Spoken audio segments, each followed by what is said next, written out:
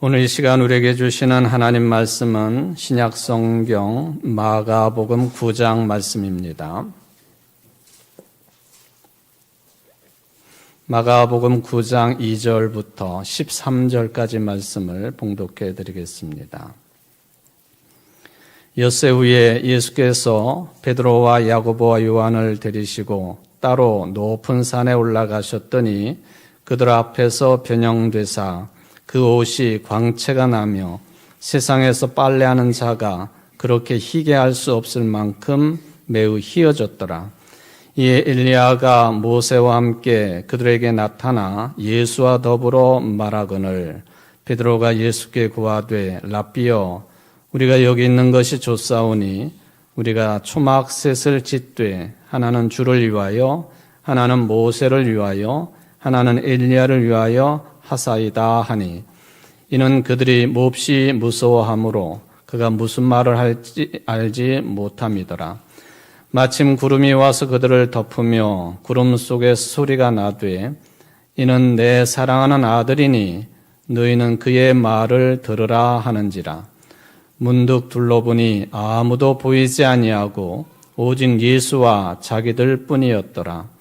그들이 산에서 내려올 때에 예수께서 경고하시되 인자가 죽은 자 가운데서 살아날 때까지는 본 것을 아무에게도 이르지 말라 하시니 그들이 이 말씀을 마음에 두며 서로 문의하되 죽은 자 가운데서 살아나는 것이 무엇일까 하고 예수께 묻자와 이르되 어찌하여 서기관들이 엘리야가 먼저 와야 하리라 하나이까? 이르시되 엘리야가 과연 먼저 와서 모든 것을 회복하거니와 어찌 인자에 대하여 기록하기를 많은 고난을 받고 멸시를 당하리라 하였느냐? 그러나 내가 너에게 이르노니 엘리야가 왔으되 기록된 바와 같이 사람들이 함부로 대우하였느니라 하시니라. 아멘. 이는 하나님의 말씀입니다. 하나님께 감사합니다. 오늘 주연절 6번째 주일 그리고 설주일을 지키면서 말씀을 기다리는 여러분 모두에게 역시 새롭게 시작하시고 또 새 생명 주시는 하늘의 은총이 충만하기를 주의 이름으로 축원을 드립니다. 오늘 찬양대 지휘를 우리 일부 찬양대 지휘자인 지경구 선생님이 1부도 하시고 2부도 하시고 고맙습니다. 네, 이제 대학교를 졸업을 하셨어요. 근데 중앙대학교 과 수석으로 졸업을 하셨대요. 네, 박수로 좀 격려해 줍시다. 고맙습니다.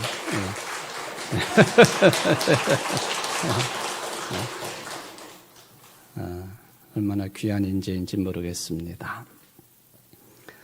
오늘 설교를 이 단어로 시작합니다. 반신반인이라고 하는 단어죠.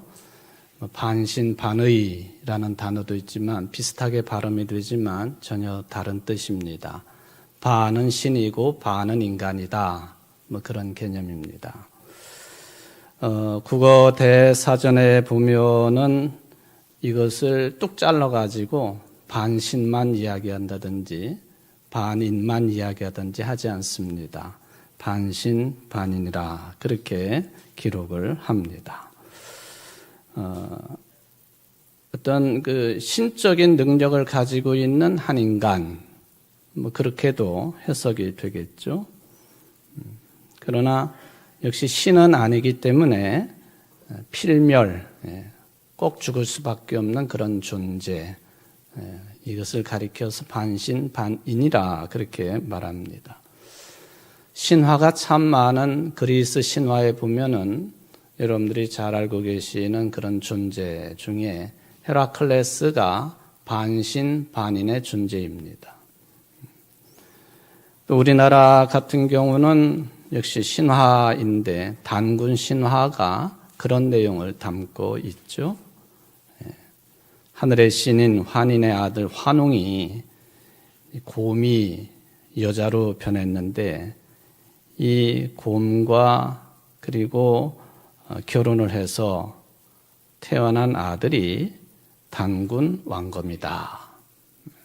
우리나라의 처음 시작을 담고 있다 할 수 있는 신화적인 이야기가 되겠습니다. 근데 이 단군 신화를 어떤 분들은 실제 역사라고 자꾸 주장하는 사람들이 있는데 실제 역사는 아니죠.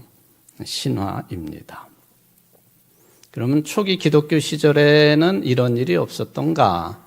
있었습니다. 초기 기독교가 막 복음을 전하고 널리 이제 그 세력을 확장을 시켜 나갈 때에 어떤 복음의 내용이 또 핵심을 이루었느냐 하면은 그 중에 제일 중요한 기준이 예수님이 누구이신가라는 내용이었거든요. 도대체 예수님이 누구이신가? 초대교회가 강하게 주창을 했던 신앙 고백이 뭐냐 하면은 예수님은 참 하나님이시고 예수님은 참 인간입니다. 라는 내용이었습니다. 이 내용만 보면은 반신반인 그렇게도 해석할 수 있는 여지가 있다고 보여집니다. 바로 하나님이신 예수님이 고난받고 죽으심으로 모든 인류를 믿음의 사람들을 구원하신다. 이게 이제 복음의 핵심적인 내용이지요. 근데 그리스 로마 시대였기 때문에 특히 그리스의 문화적인 영향을 절대적으로 받고 있는 서구 사회 중동 지방에서는 이거를 반신반인처럼 받아들이기도 했다 하는 것이죠. 그래서 예수님이 누구이신가? 예수님은 참 하나님이시고 참 인간이시다라고 하는 이 고백에 많은 논쟁이 있을 수밖에 없었습니다. 그러다가 요즘에 제가 계속 언급하고 있는 서기 325년 니케아 공회를 통해서 시작되었고, 그리고 서기 381년 콘스탄티노플 공회를 통해서 확립이 된 교리가 있으니 그 내용은 뭐냐 하면은 예수님은 하나님이시다인 겁니다. 그것을 성부, 성자, 성령, 삼위일체 교리로 예수님은 하나님이시다라고 하는 것을 확고하게 고백을 했습니다. 그리고는 이 신앙 고백을 거역하거나 따르지 아니하는 부류는 모두 다가 이단으로 몰리게 되었습니다. 그러니까 삼위일체 교리를 통해서 참 하나님과 참 인간이신 예수님 한쪽의 내용이 완전하게 해결이 되었다 하는 그 말씀이 되겠습니다. 지금도 우리들 곁에 보면은 자기 자신이 신적인 존재이거나 또는 신의 환생이거나 또는 반신이라고 하는 주장을 거침없이 하는 사람들이 있습니다. 여러 사람들이 있지만 오늘 저는 처음으로 이 사람을 좀 언급을 해봅니다. 우리나라 대통령 선거에서도 여러 번 대통령 출마를 했던 사람이 아시죠? 허씨, 허경영이라고 하는 사람. 자신을 신과 같은 존재라고 신격화시키고 사실상 사이비 집단인 사람들을 이끌고 있으면서 경기도 양주군 장흥면 송추계곡 일대를 가보면 하늘궁이라고 하는 어마어마한 건물들을 세워놓고 사람들을 불러 모으고 있다 하는 것이죠. 사람들은 거기 가서 돈 내고 또 뭐 신격화하고 그의 말을 듣고 야단도 맞고 어느 때는 회초리도 맞고 그러는 모습을 봅니다. 참 희한한 것은 여전히 이 사람을 찾아가 가지고 숭배를 한다. 신적인 존재를 숭배하고 있다. 저로서는 참 한심한 일이다 하는 생각을 금할 길이 없습니다. 이 신적인 존재가 이 법을 어겨가지고요, 선거법을 어겨가지고 징역 2년, 집행유예 3년을 선고받아 10년 동안 피선거권이 이제 사라져버린 그런 존재가 되었다. 참 재미있는 현상이기도 합니다. 여러분 모두는 초대교회 시절에 매우 큰 논란이 있었던 예수님에 대한 신앙 고백을 할 때에요, 아주 분명해야 됩니다. 예수님은 참 하나님과 참 인간이시다 하는 내용입니다. 만약에 아직도 교회를 오랫동안 다녔음에도 불구하고 참 하나님과 참 인간이신 예수님에 대한 신앙 고백이 명확하지 않다면, 할 수 없다면 이건 기독교 신앙 단계에 들어서지 못한 것이다 라고 판단될 것입니다.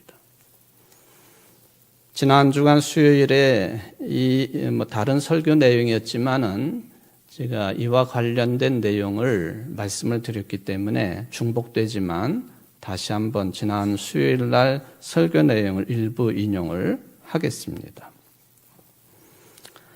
예수님께서는 하나님이시면서 동시에 인간이시다. 우리 인간 이성으로는 쉽게 이해할 수 없는 신비에 해당되는 신앙 고백이지요. 한국의 그리스도인들 가운데 보면은 예수님이 누구신가라고 할 때 신적인 존재로만 치중해서 신앙생활을 하려고 하는 사람들이 꽤 많습니다. 복음서에 보면은 근거가 매우 많이 나와 있어요. 예수님이 다른 사람들이 하지 못하는 많은 기적을 베푸셨습니다. 더군다나 그 전에도 없었고 지금까지도 딱 한 분만 부활하셨는데 예수님이 부활하셨습니다. 또 부활하셔서 승천하셨습니다. 완전히 인간 전체의 삶을 제약 가운데 두는 시공간의 제약을 받지 않으시는 그런 모습으로 복음서가 예수님을 기록해 놓았습니다. 이 모든 것들이 예수님은 하나님이시다 라는 것을 드러내는 증거들이 되고 있습니다. 당연한 신앙 고백입니다. 그런데 이렇게 지극히 옳고 당연한 신앙 고백이지만 예수님의 하나님 되심을 강하게 믿고 강조하는 교인들 중에는 예수님이 또한 인간이셨다, 인성에 대한 이해가 부족하거나 잘못된 경우도 적지 않다는 것입니다. 이게 문제인 거죠. 이게 잘못되면 예수님을 바르게 믿는 것이 아닌 거예요. 그 믿음도 잘못된 믿음이 된다는 것이죠. 여러분 모두가 예수님을 하나님의 아들로 신앙 고백한다면 예수님의 인성을, 사람 되심을 더 철저하고 명백하게 받아들여야 됩니다. 그렇지 않으면 상당한 문제가 붙는다 하는 것이죠. 복음서 기록에 따르면은 예수님 이름 앞에는 예수님의 고향 지명이 붙는 경우가 있습니다. 나사렛 사람, 나사렛. 예수님의 고향 나사렛이죠. 거기가 고향이시다 하는 거예요. 일반 사람들처럼. 또 예수님의 직업과 함께 예수님의 아버지가 무엇을 하셨던 분이신지도 나옵니다. 목수 요셉의 아들이었다 하는 표현이지요. 그 외에도 예수님이 여러분들과 똑같은 한 사람이었음을 보여주는 기록들이 많이 나옵니다. 이 모든 것들은 예수님이 여러분들과 똑같은 한 사람으로 33년을 이 땅에서 사셨다라고 하는 내용들이 되겠습니다. 사도신경도 그렇지만은 하나님에 대한 신앙 고백은 간단하게 한 줄이지만 예수님에 대한 신앙 고백은 여러 내용들이 포함되어 있지 않습니까? 그만큼 예수님이 누구신가에 대한 논쟁이 심각했다는 반증이 되겠습니다. 실로 초기 기독교 안에서는 이 예수님의 특히 인성, 사람 되심에 대한 논란이 참 많았습니다. 오랜 시간 동안 많은 논쟁이 있었지만은 소위 말하면 정통 기독교는 예수님은 참 하나님이시며 참 인간이라고 하는 이 교리를 확정을 합니다. 라틴어이기는 하지만은 바로 이 표현입니다. 베레 데우스 베레 호모. 데우스는 하나님이고 호모는 사람이지 않습니까? 저것을 우리나라 말로 번역을 하면은 참 하나님, 참 사람 또는 참 인간, 예수님을 가리키는 신앙 고백이에요. 베레 데우스 베레 호모. 참 하나님이시고 참 인간이시다. 매우 중요한 교리입니다. 그런데 이것을 가지고 히랍 신화에 나와 있는 것처럼 예수님을 무슨 반신 반인으로 생각하는데 그건 아닙니다. 뿐만 아니라 신성이 큰 것이고 그 신성에 인성이 덧붙여진 것으로 해석하는 것도 틀린 것이에요. 예수님은 보통 사람과 조금도 다를 게 없는 한 사람이셨습니다. 여러분들이 세상을 살아가는데 수많은 제약을 받고 있지 않습니까? 그 중에 시간과 공간의 제약을 받습니다. 예를 들면은 여러분들이 지금 청주시 남문로 1가 154번지 옛날 주소로 상당구 상당로 13번 길 15 청주 제1교회 예배당에서 예배를 드리잖아요. 근데 여러분들의 몸이 대전 제1교회 가서 예배 드릴 수 없어요. 시간과 공간의 제약을 받는다 그런 이야기죠. 모든 인간들은 생물학적인 메커니즘을 가지고 있습니다. 말하자면 먹어야 되고 마셔야 되고 또 배설해야 되고 즐거움을 느끼기도 하고 힘들어하기도 하고 이게 우리 보통 인간들이 지니고 있는 공통적인 이 생물학적인 차원입니다. 마찬가지로 예수님도 그러하셨다 그런 이야기입니다.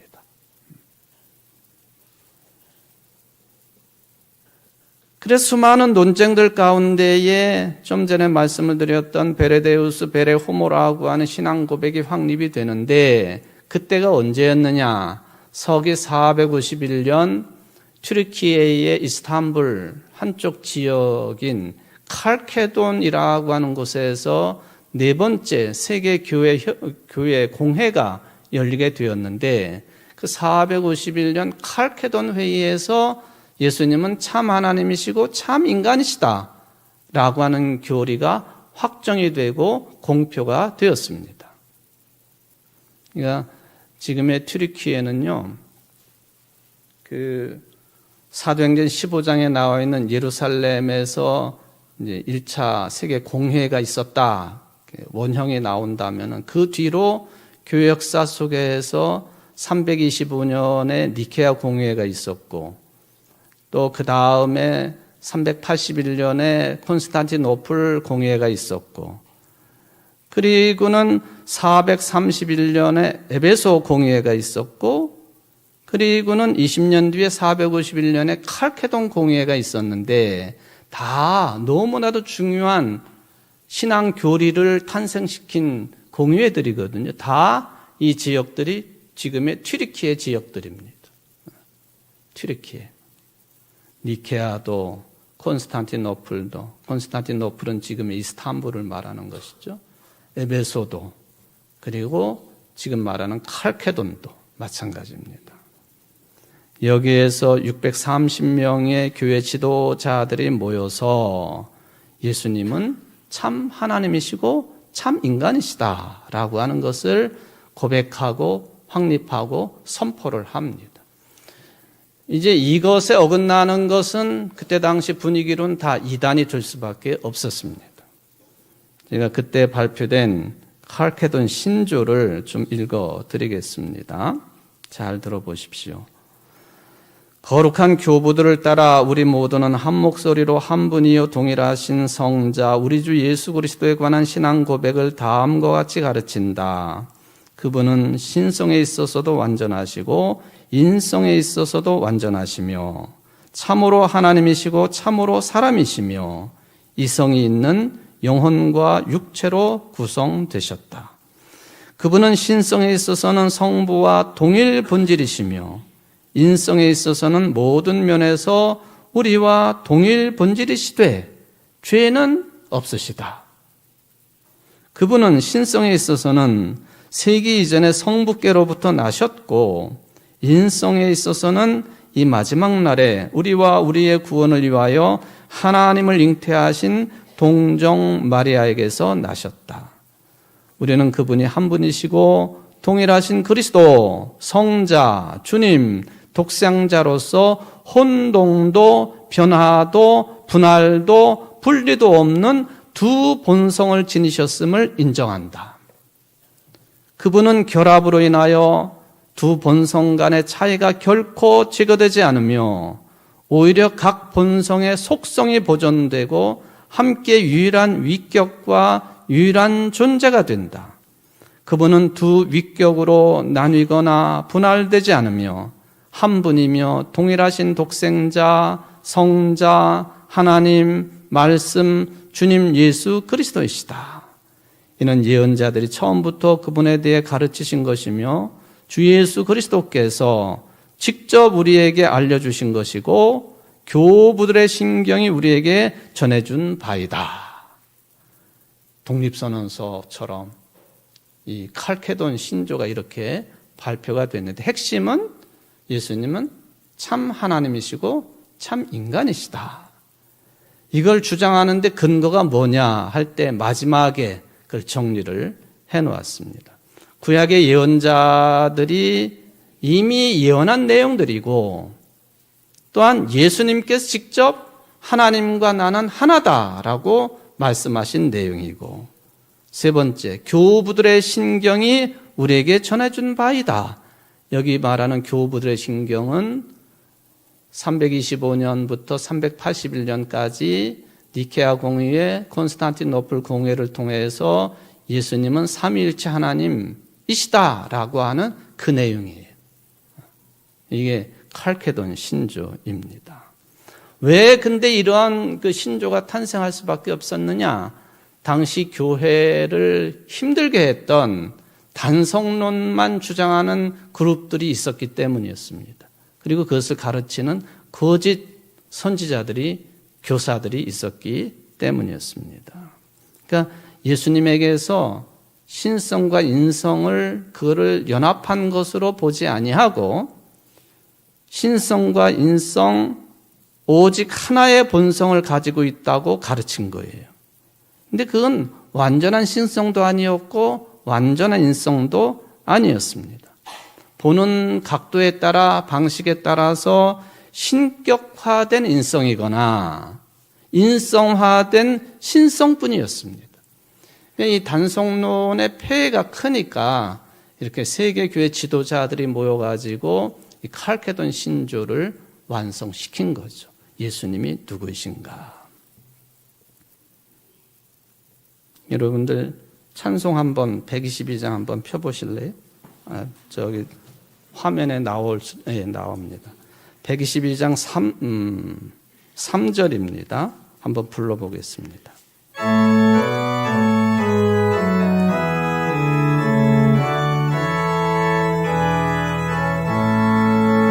이 세상에 주께서 환생할 때에 참 신과 참 사람이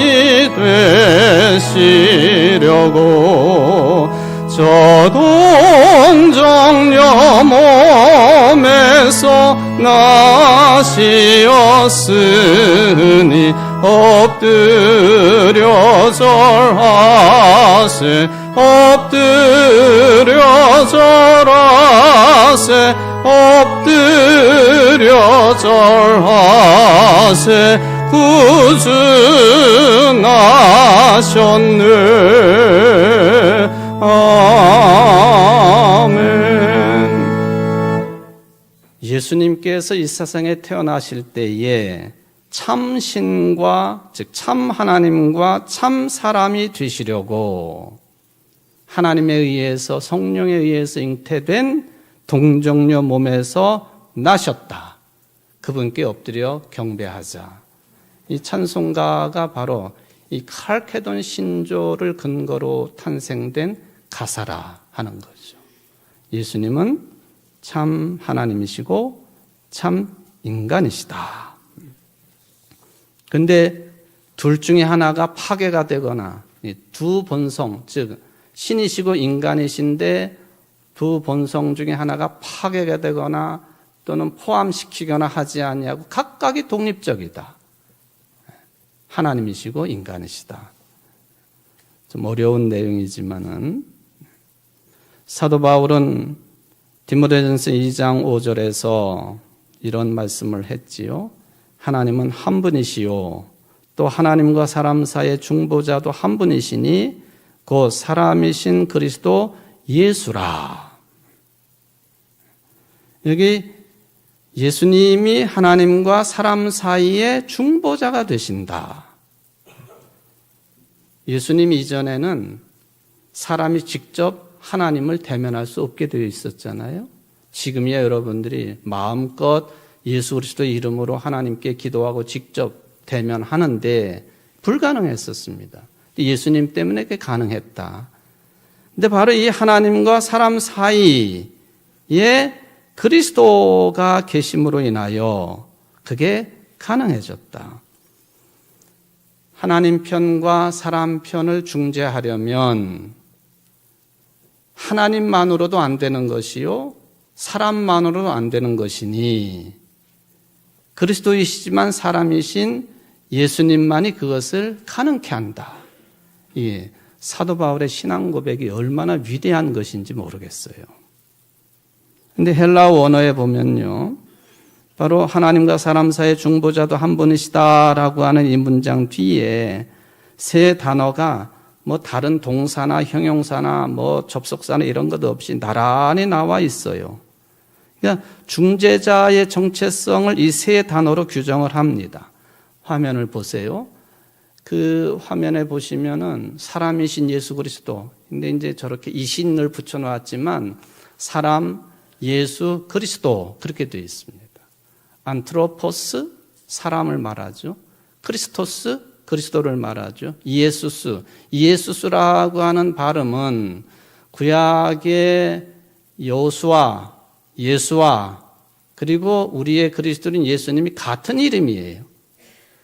바로 그 예수를 히라보로 발음을 하면은 이에수스예요. 그러니까 안트로포스, 사람, 크리스토스, 그리스도, 예수, 예수가 그리스도이시다.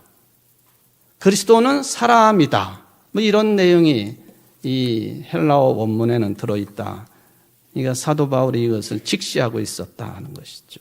그러니까 복음서 기자들은 예수님에 대해서 기록을 할 때 우리 인간들처럼 보통 사람들처럼 감당해야 될 모든 어려움들을 똑같이 감당했다고 전하고 있습니다.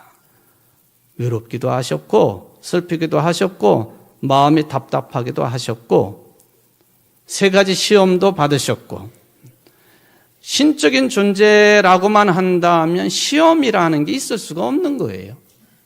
하나님의 허락으로 마귀가 시험을 한 거기 때문에 있을 수 없는 거죠. 근데 한 인간이셨기 때문에 그랬다 하는 것이죠. 이런 측면을 이제 중보자이신 예수님께서 고난받고 죽으심으로 우리 모두 다가 은혜로 말미암아 구원의 은총을 누리게 되었다. 이 비밀을 깨달은 사도 바울은 디모데전서 3장 16절에 이렇게 고백을 합니다. 크도다 경건의 비밀이요 그렇지 않다 하는 이 없도다. 그는 육신으로 나타난 바 되시고 영으로 의롭다 하심을 받으시고 천사들에게 보이시고 만국에서 전파되시고 세상에서 믿음 바 되시고 영광 가운데 올려지셨느니라. 이런 고백이 나오기까지는 사도 바울이 이런 말씀, 삼일체 교리도 그렇고 예수님은 참 하나님이시고 참 인간이시다라고 하는 칼케돈의 신조가 나올 때까지 이런 사도 바울의 말씀들이 중요한 근거가 되었다라고 하는 것을 생각해 볼 수가 있겠습니다. 그 중에서도 예수님이 하나님이시다. 이거는 삼위일체 교리를 통하여 완성이 됩니다. 근데 예수님이 인간이시다라고 하는 이 측면을 조명할 때에는 엄청난 시간과 노력이 필요했다는 것입니다. 요한 1서 4장 1절로 3절에 보면 이런 말씀이 있어요. 잘 들어보십시오. 사랑하는 여러분, 어느 영이든지 다 믿지 말고 그 영들이 하나님에게서 났는가를 시험하여 보십시오. 거짓 예언자가 세상에 많이 나타났기 때문입니다. 여러분은 하나님의 영을 이적으로 알 수 있습니다. 곧 예수 그리스도께서 육신을 입고 오셨음을 시인하는 영은 다 하나님에게서 난 영입니다. 그러나 예수를 시인하지 않는 영은 다 하나님에게서 나지 않은 영입니다. 그것은 그리스도의 접대자의 영입니다. 여러분은 그 영이 올 것이라는 말을 들었습니다. 그런데 그 영이 세상에 벌써 와 있습니다. 초대교회가 예수님의 인성에 대해서 부인하는 단성론으로서 하나님만이다라고 하는 걸 주장하는 것 때문에 많은 고통이 있었기 때문에 사도 요한이 이런 말씀을 남겨놓은 거예요. 하나님의 영을 이적으로 알 수 있다. 그 이적이 뭐냐? 예수 그리스도께서 사람의 몸을 입고 오셨다는 거예요. 그리고 그 예수님이 하나님이시지만 사람으로 오셨다 하는 것을 시인하는 영은 다 하나님에게서 온 영이다. 예수님이 사람의 몸을 입지 않았다라고 말하는 영은 하나님께로부터 온 영이 아니다. 이단이다. 그런 얘기예요. 그 뭐냐 하면은 어떻게 하나님이신 분이 고난받을 수 있고 죽을 수 있느냐? 하나님은 그럴 수 없다. 죽으실 수 없다. 이 영지주의자들의 주장이기도 했고요. 단성론자들의 주장이 그랬습니다. 그래서 수많은 신학자들, 고고학자들, 역사학자들이 예수님이 실제로 우리 인류의 역사 가운데 오신 분이라고 하는 것을 여러 방면으로 연구하고 증명을 합니다. 소위 말하면은 역사적 예수에 관한 연구이지요. 예수님은 하나님이셨지만은 우리들과 똑같은 사람으로 이 땅에 오셔서 33년의 생애를 사신 분이시다. 이걸 증명하는 일입니다. 신약 성경에 나와 있는 다른 인물들의 존재를 확인하면 이것은 좀 더 빠르게 확인될 수 있는 내용이죠. 대표적으로 당시에 로마 황제를 대신하는 총독이었던 빌라도의 흔적을 찾는다든지 또는 당시에 대제사장으로서 예수님의 고난과 죽으심의 장본인이었던 그 해의 대제사장 가야바의 흔적을 찾는다든지 이런 것들이 다 보충이 되어서 예수님은 정말로 실제 하셨던 역사적인 인물이었다라고 하는 것이 과학적으로 증명할 필요도 없지만 하도 믿지 않는 사람들이 많으니까 혼란을 일으키는 사람들이 많으니까 그걸 증명하기도 합니다. 그 중에 하나가 가야바의 무덤입니다. 1990년에 예루살렘 남쪽에서 건설 작업 중에 우연히 두 개의 매장 동굴인 지하 묘실이 드러났는데 이게 이스라엘 유물관리청에서 발견을 합니다. 가족 무덤 형태였습니다. 그 무덤 안에 12개 유골함이 발견이 되었습니다. 유대인들의 장례 풍습은요, 저 전라남도에 있는 초장처럼 육탈을 하면 몸이 다 썩으면 뼈만 남지 않아요? 그 뼈를 추려가지고 따로 유골함에 모셔둡니다. 그 12개의 유골함이 이 가족묘지에서 발견됐는데 그 중에서도 제일 화려하게 조각이 된 유골함에 보니까 그 양면에 이 한쪽 면에 그 어떤 글씨가 써져 있었습니다. 저 유골함인데요. 저게 유골함을 저렇게 세밀하게 이렇게 조각을 해가지고 만들어 놓았지 않습니까? 제일 화려한 유골함이었어요. 옆면에 보니까 뭐라고 쓰여 있었느냐? 요셉 가야바의 아들. 지금 글자가 보이시죠? 요셉 아들 가야바의. 그러니까 가야바라고 하는 사람의 실제 이름이 요셉이었다 그런 이야기예요. 요셉 가야바의 아들. 이런 기록이 나와 있습니다. 뼈를 연구해 보니까 60세 남성의 뼈였다. 이것과 더불어서 유대인 출신으로서 역사학자였던 요세푸스가 성경과 예수님에 관련된 기록들을 많이 남겨놓았는데 가야바에 대해서 뭐라고 기록을 남겨놓았느냐? 요셉, 바르, 카야바. 여기서 바르라고 하는 말은 아들이라는 말입니다. 요셉은 가야바의 아들이다. 뭐 이런 뜻이죠. 그러니까 가야바라고 하는 인물이 실제로 존재했다 하는 것을 증명해낸 하나의 작업입니다. 물론 일각에서는 그게 정말 그러냐 하고 의구심을 드러내 보이기도 하지만 우리에게는 매우 흥미있는 그런 발굴이었다는 것이죠. 본디오 빌라도도 마찬가지입니다. 항구 도시 가이사랴에서 공사 중에 원형 극장을 발굴을 할 때 한 석비를 발견을 했는데 거기 요세푸스도 기록을 남겨놓았고 또 복음서에서도 예수님을 재판해서 십자가 사형 언도를 내렸던 이 로마 총독이었던 본디오 빌라도의 이름이 기록되어 있습니다. 그게 예루살렘 박물관에도 남아있는, 저거는 이제 모조품으로 저렇게 세워놓은 거고요. 예, 저렇게 본디오 빌라도라고는 이름이 들어있다 하는 것이죠. 오늘 본문이 예수님께서 세 제자들을 데리고 한 산에 오르셨잖아요. 그 산을 우리는 지금 변화산이라 부릅니다. 또는 변모산이라 부릅니다. 또는 다볼산이라 그렇게도 부릅니다. 오늘이 사순절을 앞두고 예수님의 변모를 기념하는 주일이기도 해요. 전통적으로 보면은. 근데 왜 굳이 예수님이 세 제자들만 데리고 변화산에 올라가셨을까? 그 질문해 봅니다. 그 대답을 얻으려면은 본문 앞에 나오고 있는 내용들을 좀 살펴볼 필요가 있습니다. 예수님이 제자들에게 가이사랴 빌립보에서 물으셨어요. 세상 사람들이 나를 누구라 하더냐? 아니, 그것보다도 너희는 나를 누구라 하느냐? 베드로가 주는 그리스도시요 살아계신 하나님의 아들이십니다. 크게 칭찬을 받았죠. 그 고백 위에 내 교회를 세우겠다까지 말씀하셨습니다. 그러고는 예수님이 판단하셨어요. 이 정도면은 내가 한 인간으로서 고난을 받고 십자가에 달려 죽고 부활할 것을 얘기해도 되겠구나 해서 그 말씀을 하셨습니다. 그랬더니 베드로가 사탄 짓을 했습니다. 예수님의 구원의 길을 가로막고 절대로 이런 일이 있으면 안 된다고. 이 베드로의 이러한 행태는요, 우리가 흔히 하는 말 하나만 알고 둘은 모르는 행태입니다. 인간으로서 고난과 죽음은 싫고 예수님을 통해서 하나님과 같은 존재로만 받아들이려고 하는 하나만 알고 둘을 모르는, 고난받고 죽으시면은 그것만 말씀하셨나요? 내가 3일 만에 부활할 것이다. 그것도 말씀하셨거든요. 근데 그거는 새카맣게 잊어버리고 한 인간으로 고난과 죽으심에 대한 초점을 맞추고 사탄 노릇을 한 것이죠. 그런 제자들을, 대표자들을 불러가지고 교육을 시키는 게 변화산의 내용입니다.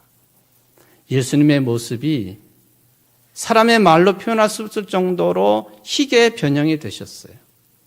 그리고 엘리야와 모세가 예수님과 대화를 나누었습니다. 그리고 하늘에서 음성이 들리기를 이는 내 사랑하는 아들이다. 너희는 그의 말을 들으라.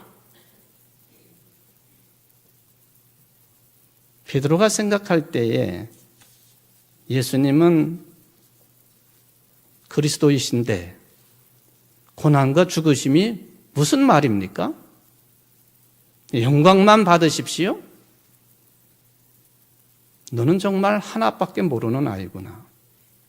고난만 죽음만 얘기했냐? 부활도 얘기했지 않냐? 바로 이 변화산의 이 모습이 부활의 예표입니다. 처음 내용이 예수님을 제자들이 빛으로 경험한 거예요. 빛으로 경험했다. 이게 이제 누구도 그렇게 희게 빨래할 수 없을 정도로 빛나는 모습으로 변형되셨다라고 하는 그 내용이 되겠습니다. 이 가톨릭 번역본에서 보면은요, 이런 번역을 해놓았습니다. 그분의 옷은 이 세상 어떤 마전장이도 그토록 하얗게 할 수 없을 만큼 새하얗게 빛났다. 빛났다, 새하얗다. 근데 마전장이라고 하는 말 저는 이제 여러분들 처음 들어보셨을 텐데 이게 빨래를 해가지고 그 천을 볕에 쬐어가지고 희게 하는 일을 그런 작업을 맡아 하는 사람을 마전장이라 그렇게 부르지 않습니까? 누구도 그렇게 희게 할 수 없다 그런 이야기예요. 예수님을 빛으로 경험했다. 어떻게 예수님을 이렇게 빛으로 경험할 수 있었느냐? 엘리야와 모세가 예수님과 대화한 것을 통해서 구름이 쳐지면서 하늘의 음성이 들렸으니 이는 내 사랑하는 아들이 너희는 그의 말을 들으라 하는 음성을 통해서 예수님 세례받을 때 비슷한 소리가 있었잖아요. 너는 내 사랑하는 아들이라 내가 너를 기뻐하느라 종이 아니라 아들로 선언을 하셨습니다. 여러분, 이 변모 사건이 실제로 있었겠나요? 그런 질문도 하는 사람들이 있습니다. 만약에 그런 관점으로 이 사건을 바라본다면 성경의 영적인 깊이로는 들어갈 수가 없습니다. 노아의 홍수가 실제로 있었나요? 홍해가 실제로 갈라졌나요? 믿음의 사람들에게는 이런 기적의 일들이 일어났기 때문에 하나님을 믿을 수 있는 것이 아니에요. 순서가 바뀌어야 돼요. 하나님을 믿기 때문에 그런 일이 체험되는 거예요. 아셨어요? 네. 하나님을 믿기 때문에 홍해 이야기도 그리고 시내산 이야기도 노아 홍수 이야기도 변화산 이야기도 여러분 것이 되는 거예요. 하나님 체험이 먼저 있었기 때문에 귀에 들리는 것이고 눈에 보이는 것이죠. 변화산 이야기도 마찬가지입니다. 부활의 예표라. 하나만 보지 말아라. 하나 알려주면 10가지는 알아야지. 그게 변화산의 어떤 문제라고 볼 수가 있겠습니다. 빛으로 오신 예수님, 엘리야와 모세와 함께 대화를 나누신 예수님, 그리고 하늘의 음성으로 그 예수님이 어떤 분이신지를 듣게 된 베드로와 야고보와 요한. 사랑하는 성도 여러분, 이 예수님의 산상변모라고 하는 것은 여러분들에게 영원한 구원의 약속을 보여주는 사건입니다. 이야기는 무슨 이야기냐? 세상 살면서 예수님이 인간으로서 겪으셨던 외로움도 고통도 아픔도 고난도 죽음도 있겠지만은 세상의 고통은 일시적인 것이고 이처럼 부활하신 예수님께서 우리에게도 영원한 구원을 약속해 주셨으니 희망을 가지고 살아라. 그 뜻입니다. 그 뜻이에요. 세상살이가 얼마나 힘드세요? 참 힘들죠. 어려워요. 풀 수 없는 난제들이 있어요. 그렇다고 마치 단테의 이야기 신곡 중에 보면은 지옥에 들어가는 입구에 이런 말이 쓰여 있잖아요. 여기 들어오는 너희들은 모든 희망을 버려라. 희망이 없는 삶은, 영원한 구원에 대한 약속을 믿지 못하는 삶은 지옥이에요. 지옥. 천국의 삶을 희망 가운데 가지고 살아가시는 여러분들 되시기를 주의 이름으로 축원을 드립니다. 자비하신 하나님 감사를 드립니다. 영광스러운 모습으로 변모하신 예수님을 통하여 부활의 영광을 체험케 됩니다. 예수님에게서 고난과 죽음은 빼버리고 부활의 영광을 통하여 하나님이신만을 생각하려고 하는 제자들에게 하나만 알고 둘은 모르는 것이기 때문에 변화산으로 일부러 끌고 올라가셔서 변형되시고 부활을 예표해 주셨습니다. 주님, 우리들도 예수님처럼 세상 살아가며 고통 가운데 있고 아픔 가운데 있고 또 죽을 수밖에 없는 운명이지만 우리의 영원한 구원을 이러한 모습으로 예표로 남겨두신 예수님을 믿기에 우리는 절망 가운데서도 희망을 가지고 살아갈 수 있게 해주시니 감사드립니다. 아버지 하나님, 전쟁통과 같은 이 세상의 삶을 그래도 희망을 가지고 영원한 구원의 약속을 가슴에 품고 신앙 고백하며 잘 살아갈 줄 아는 우리 청주 제1교회 모든 성도들이 될 수 있도록 축복하여 주옵소서. 예수님의 이름으로 간절히 기도하옵나이다. 아멘.